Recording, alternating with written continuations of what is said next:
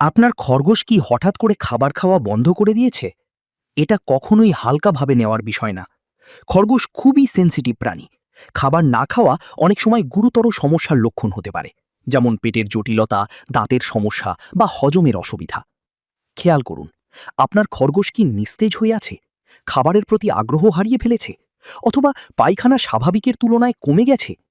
এই লক্ষণগুলো দেখা দিলে দেরি করা ঠিক না। এখনই কিছু জরুরি পদক্ষেপ নিন। খরগোশকে শান্ত ও আরামদায়ক পরিবেশে রাখুন, সবসময় পরিষ্কার পানি দিন এবং জোর করে খাবার খাওয়ানোর চেষ্টা করবেন না। সবচেয়ে গুরুত্বপূর্ণ বিষয় হল, ২৪ ঘন্টার বেশি যদি খরগোশ না খায়, তাহলে তার অবস্থা দ্রুত খারাপ হতে পারে। তাই দেরি না করে দ্রুত যোগাযোগ করুন। মিডিভেট পেটস কেয়ার, আপনার পোষা প্রাণীর সঠিক যত্ন ও চিকিৎসায় আমরা সব সময় পাশে আছি। সময়মতো চিকিৎসাই আপনার খরগোশের জীবন বাঁচাতে পারে।